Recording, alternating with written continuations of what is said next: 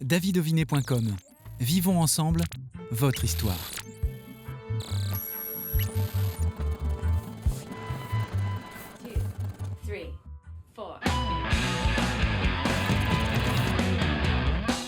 Bel été à toutes et tous, soyez les bienvenus pour ce nouvel épisode de Backstage. Rien de tel pour commencer cette période estivale qu'une bonne anisette. Ça tombe bien, nous sommes avec Anisette et les glaçons.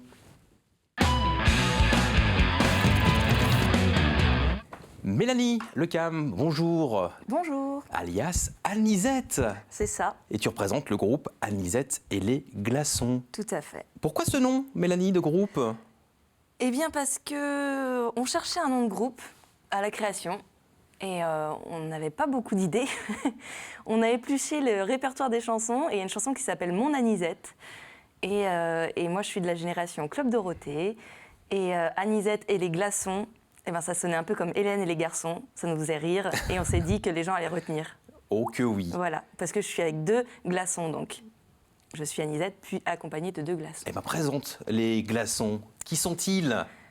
Eh bien, il y a Jérémy Chénaud et Benjamin Goudet-Dranche. Ah oui, qu'on connaît, puisqu'il fait partie aussi de la formation d'Epsilon. Tout à fait. Benjamin. Mais là, il est à la 2013. guitare. Il a la guitare, ouais. Ouais. Dans votre trio, qui a donc démarré en septembre 2013. C'est ça. C'est ça ? La première idée était en septembre 2013. L'idée, c'était de faire des reprises de vieilles chansons du début du XXe, parce que moi, j'ai toujours adoré ce répertoire-là. Et puis, on se disait, on va voir ce qu'on en fait. On va faire les chanter un peu partout, aller même en rue, faire des happenings en rue, tout ça. Bon, il se trouve que finalement, ça n'a pas marché en rue. Et non, on s'était fait... On nous a dit qu'il nous fallait des autorisations, on n'en avait pas, tout ça. Donc on a laissé tomber, puis on a commencé à faire du bar. Et puis après, on s'est dit, il nous faut un vrai spectacle maintenant. Et donc depuis, c'est un trio et on fait des vrais spectacles. Sachant que vous êtes parti sur ce spectacle rétro-burlesque, qu'est-ce qu'on y trouve dans ce spectacle rétro-burlesque ? Alors, on y trouve... C'est un spectacle musical et théâtral. On fait que des reprises de chansons du début du XXe siècle, des années 20 aux années 50, mais avec des influences de musique de tous bords et plutôt des influences actuelles. Finalement, on dépoussière vraiment. L'idée, c'est pas de refaire un bal musette, pas du tout.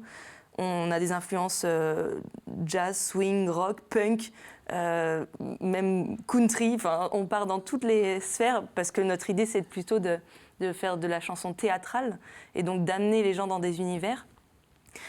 Donc les chansons sont très interprétées, parce que moi je suis comédienne. Ouais. Voilà.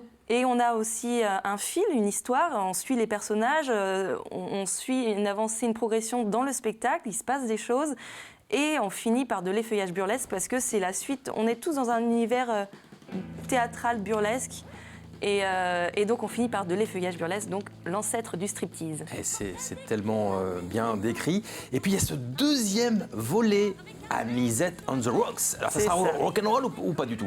Ce sera pas mal rock'n'roll, plus que le premier, parce qu'on va plus travailler le son aussi. On était presque en acoustique dans le premier spectacle.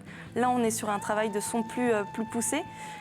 Et donc ce sera un peu plus rock musicalement, mais l'idée c'est parce que on the rocks ça veut dire avec des glaçons en anglais. Donc c'était la continuité. Et le spectacle sera aussi plus poussé vers le cabaret, vers un travail de lumière. On s'amène, on part sur un spectacle plus spectaculaire finalement, moins guinguette. Ouais, moins joué dans la rue, mais plutôt sur les planches, dans un théâtre. C'est un spectacle qui va être obligatoirement en salle, parce qu'on va travailler tout un décor en lumière. On aura vraiment un travail d'atmosphère, d'univers par les lumières. Donc on est obligé d'être en salle, ce qui n'est pas le cas dans le premier spectacle, qui est beaucoup plus pour les guinguettes l'été, pour les scènes de plein air, pour les petites scènes de café-théâtre. Voilà. Vous restez toujours dans la chanson rétro, mais néanmoins, c'est un spectacle, celui qui arrive, hyper actuel. Ouais, ces chansons du début du XXe, elles sont loin d'être démodées en fait. C'est l'esthétique qui l'est. C'est-à-dire la façon de chanter, les arrangements, et puis les enregistrements. Parce que parce que ça nous saute aux oreilles aujourd'hui. Mais les chansons en elles-mêmes, elles sont tout à fait actuelles et elles parlent elles ont des discours qui nous touchent encore aujourd'hui sur le combat féministe, sur des questions de genre aussi, sur des questions de sa place dans la société, et puis des grandes chansons d'amour. C'est une époque où il y avait à foison de chansons incroyables d'amour. Et aujourd'hui, c'est éternel, les chansons d'amour, quoi. Et oui, Elles ça nous parle parlent toujours. évidemment beaucoup au public que vous gâtez aussi pendant vos spectacles. C'est très interactif. Il y a des quiz. Oui, il y a des quiz musicaux, des quiz de culture générale musicale.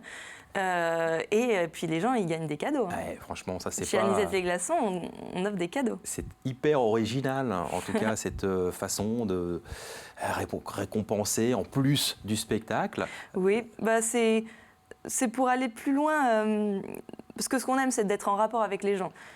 Et je cherche toutes les possibilités d'être en rapport avec eux. Donc l'interaction, les faire jouer, les faire venir sur scène, leur poser des questions, les faire participer aux chansons, les faire devenir vraiment acteurs. Et puis en fait, ça va avec c'est dans la continuité. Et dans ces cas-là, on fait des quiz, vous y répondez, et puis il y a des lots, et puis ça fait plaisir à tout le monde. Alors, on propose quand même un voyage pour 17 personnes aux Caraïbes. Il est toujours en jeu, le voyage. Donc il faut venir... Et sinon, on peut gagner une fourchette ou un tire-bouchon. Ou des glaçons. Ou peut-être des glaçons, oui. Et des anisettes aussi. Anisette et les glaçons, c'est un clip, aussi plusieurs clips, notamment le clip de L'homme à la moto qui est très bien fait. Est-ce que tu peux nous parler de la genèse de ce clip? Oui, alors ce clip, il est réalisé par notre copain Thibaut Charbonnier, qui est de Loire-Atlantique aussi. Et on l'a créé, on a voulu faire une espèce de road movie dans le pays nantais. Donc on passe le bac, on suit la Loire pour aller jusqu'au Zénith. L'idée, c'est Anisette veut participer à un concours La Voix qui se passe au Zénith de Nantes. Et donc c'est son road movie, elle y va vite, vite, vite. Et donc on découvre en même temps tous les paysages de bord de Loire de Nantes. Et puis je suis en Solex, parce que c'est rigolo les Solex. Ouais. C'est un clip blague encore, mais on aime bien faire des blagues poussées jusqu'au bout. Aller au bout des blagues et faire des choses qui, en même temps, on se dit waouh, c'est chouette, c'est rigolo et en même temps, c'est bien fait. C'est véritablement votre marque de fabrique, le burlesque, le côté rétro. C'est ça, votre patte? Ouais. Oui, rétro sans l'être en fait. Oui. L'idée, c'est, moi j'adore la vieille chanson, j'aime les univers rétro. Après, comme tout le monde, moi je suis pas née dans les années 20, je suis pas née dans les années 10, je suis un peu plus jeune. Ok, Club Dorothée, quoi, génération. Voilà, et donc finalement c'est qu'un fantasme ce truc rétro.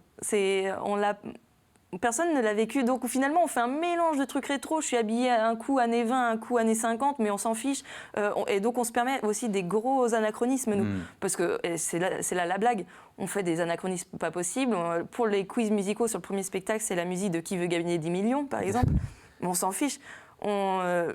C'est plutôt le fantasme du rétro et comment ce fantasme aujourd'hui résonne pour les gens d'aujourd'hui. Et comment on se dit, ah tiens, ça me parle et ça m'amuse et toutes ces chansons, elles m'arrivent et elles me touchent par le rire, par les larmes, grâce à ce fantasme du rétro, cette espèce d'esthétique qui n'est pas réaliste finalement.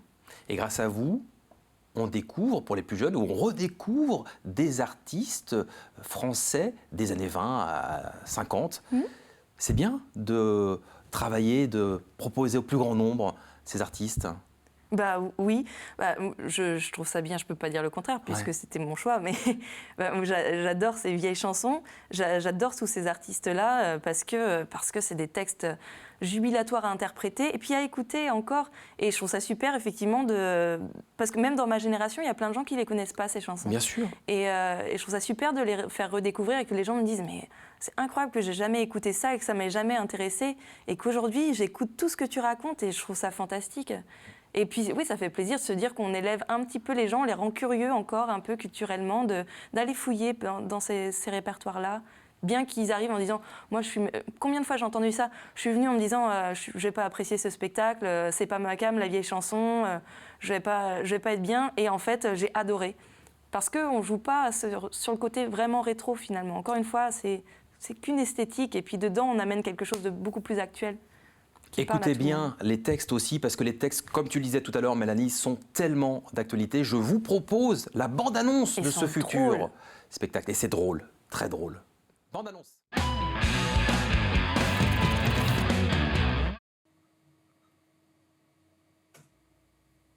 Au premier temps de la valse, tout seul tu souris déjà.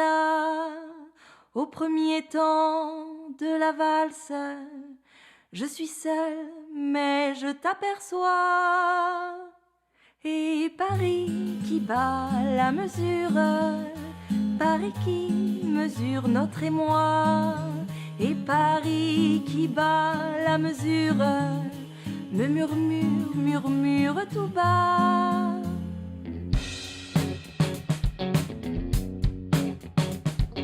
Ce truc a toujours du charme, je l'ai fait avec un facteur, un croque-mort, un sénateur, un couvreur et un coureur, un voleur et un gendarme. Je l'ai fait avec l'homme du gaz, avec un chanteur de jazz et même une société de tir. Chaque fois ça m'a fait plaisir.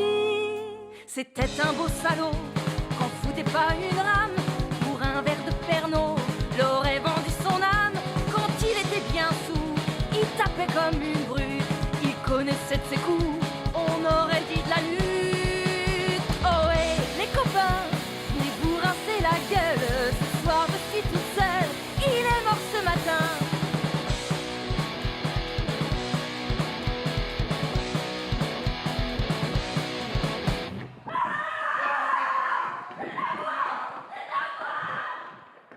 Une valse à 1000 temps, une valse à 1000 temps, une valse à 1000 temps de patienter 20 ans pour que tu aies 20 ans et pour que j'ai 20 ans. Une valse à 1000 temps, une valse à 1000 temps, une valse à 1000 temps, offre seul aux amants 330 fois le temps de bâtir un roman. La la la la, la la la la, la la la la la la la, ya la la la, ya la la la, la ya la la la.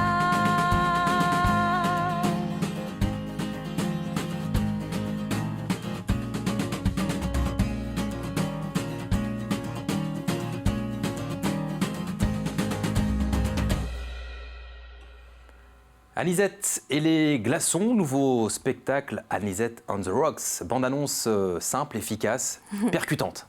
Ben, merci beaucoup.